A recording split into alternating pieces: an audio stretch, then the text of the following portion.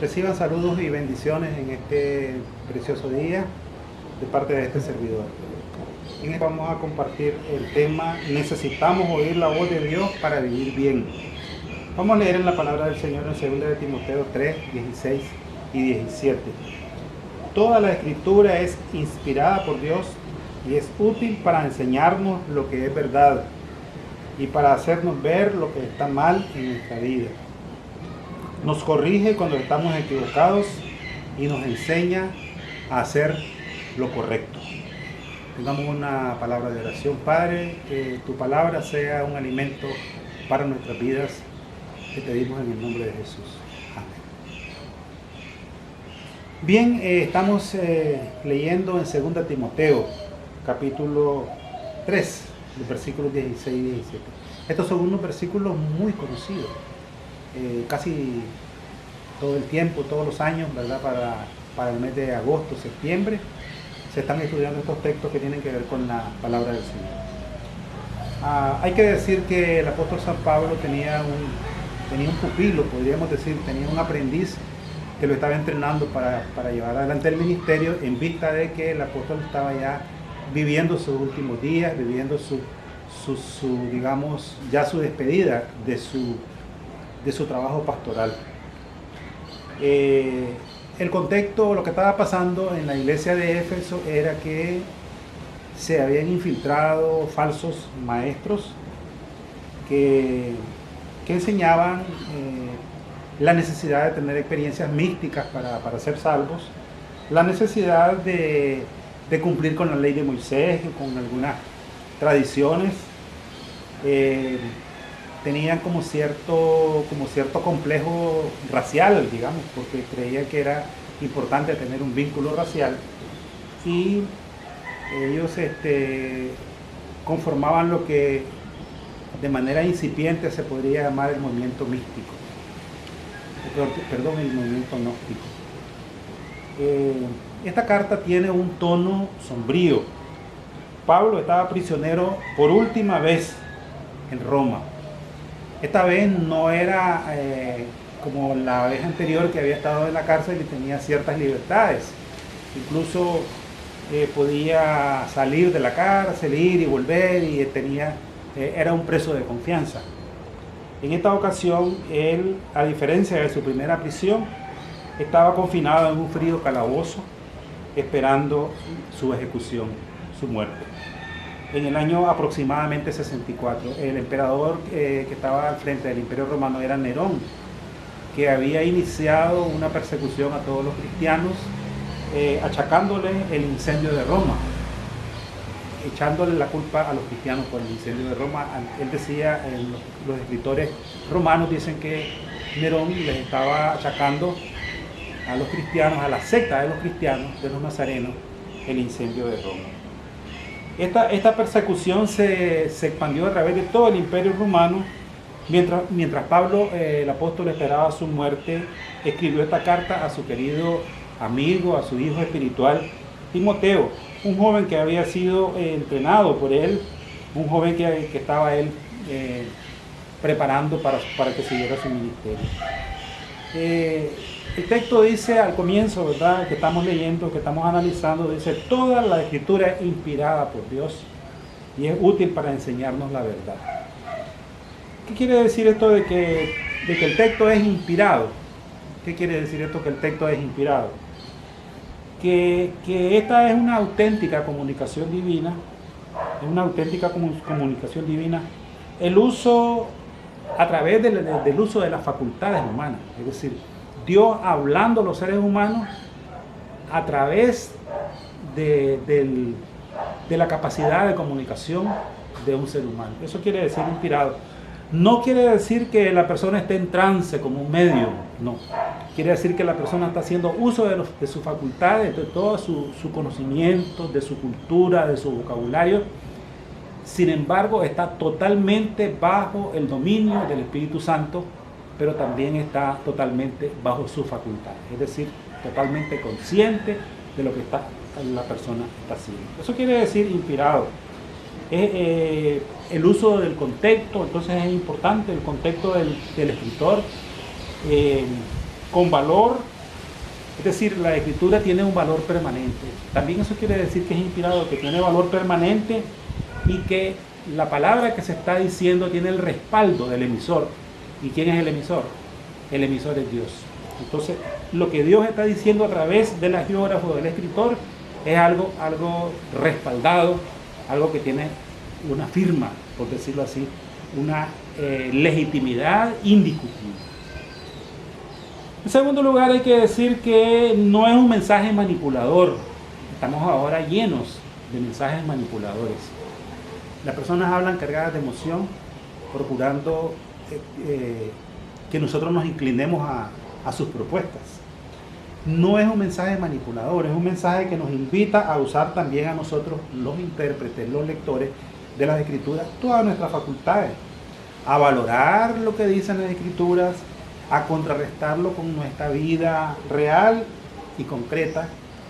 Entonces sus afirmaciones, más sin embargo, son infalibles y trascienden toda objeción humana. Es decir, nosotros podemos levantar argumentos, levantar teorías, podemos levantar todas esas cosas en contra de las Escrituras, pero al final todo lo que nosotros levantemos se va a derrumbar ante el poder de la palabra de Dios. También hay que decir que son un estándar infalible para evaluar nuestra vida. Otra de las características es que son una herramienta de discernimiento. La palabra de Dios es una herramienta de discernimiento. Dice el texto, toda la escritura es inspirada por Dios y útil para enseñarnos lo que es verdad y para hacernos ver lo que está mal en nuestra vida. Entonces también, como decía, es una herramienta de discernimiento para discriminar entre lo bueno y lo malo. Por eso dijo el salmista, lámpara es a mis pies tu palabra y lumbrera a mi camino. Entonces la palabra de Dios, hermanos y hermanas, es como una luz, ¿verdad?, que nos ayuda a ir viendo por dónde vamos en nuestra vida, en nuestras relaciones, en nuestro trabajo, en nuestro estudio, en nuestra familia. Cada día este mundo está más confuso. Si no me lo creen, ¿verdad?, solamente pongan las noticias y van a ver ustedes que cada día este mundo está más confuso. Por eso cada día nos será más útil, las escrituras nos serán más útiles para no caer en las trampas de esta vida. Las nuevas ideologías, que son las viejas herejías, que ahora vienen vestidas con nueva ropa, pero que son las viejas mentiras, las mentiras que se decían en la antigüedad, que están viniendo ahora con nuevo traje. Y nosotros creemos que son novedades, y no son novedades, son cosas viejas que vienen vestidas con nuevo ropaje para ser más atractivas. Entonces, esas viejas herejías, la palabra del Señor nos ayuda a ponerlas al desnudo, a ponerlas al descubierto. Si nosotros estamos empapados de la palabra de Dios, tenemos más capacidad para descubrir qué es lo que hay detrás de esas filosofías, de esas teorías, de esas ideologías. También son un recurso, la palabra del Señor es un recurso para rectificación del rumbo de nuestra vida. Dice que nos ayudan a enderezar nuestra vida. ¿Por qué no reconocer que a veces nos equivocamos? Continuamente nos equivocamos. Permanentemente nos estamos equivocando. A veces fallamos, como dice el texto en Romanos, no hay justo ni aun uno. Romanos 3:10, no hay justo ni aun uno. Somos seres caídos cuya naturaleza tiende al mal. Como dice el apóstol San Pablo en Romanos 6. En Romanos 7 dice, el querer hacer el bien está en mí, pero encuentro como una ley que me lleva a hacer el mal. Es decir, como que alguien me lleva empujado, quiero hacer el bien, pero como que alguien me va empujando y me lleva a hacerlo mal. Somos seres caídos entonces y necesitamos presentarnos cada día delante de Dios y confesarle nuestros pecados y buscar misericordia. O sea, no una actitud de arrogancia espiritual como que somos mejores que los demás, sino una actitud como la actitud de Lázaro, que nosotros somos realmente pecadores. Además, la palabra nos equipa para la obra de Dios. La palabra nos equipa para la obra de Dios. ¿Cómo? ¿De qué manera nos equipa para la obra de Dios? Mostrándonos las necesidades humanas.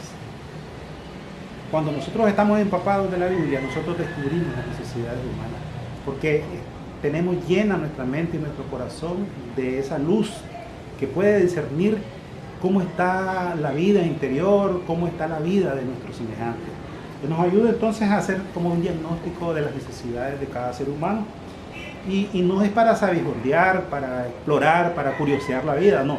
Es para que nosotros nos volvamos sensibles a las necesidades humanas,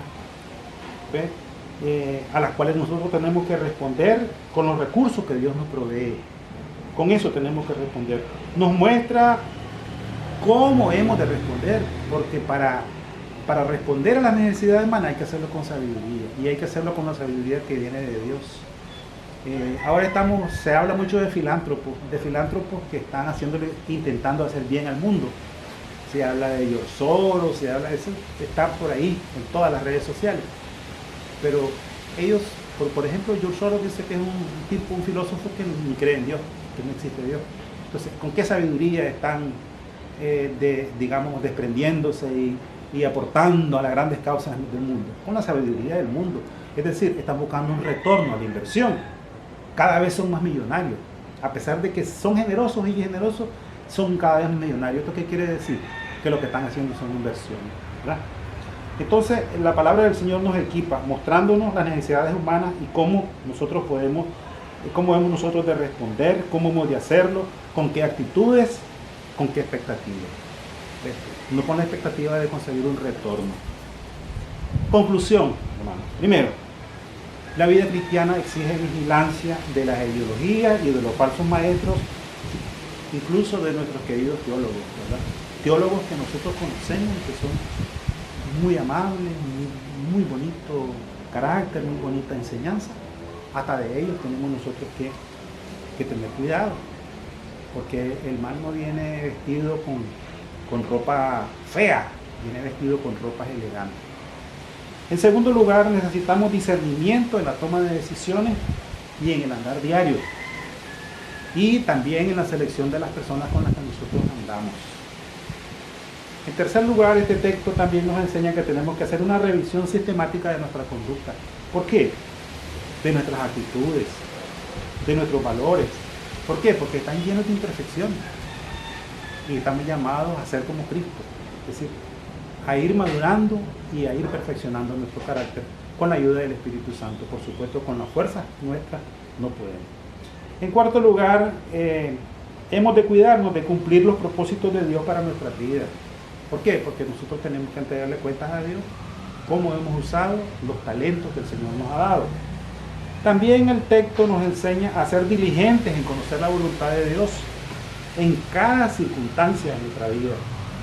¿Cómo? Escudriñando las Escrituras, reteniéndolas, memorizándolas, investigando, comparando las distintas versiones, porque hasta eso, hermanos, hay malas traducciones de las Escrituras que se nos han metido como modernas, como lo último en el idioma, en el lenguaje.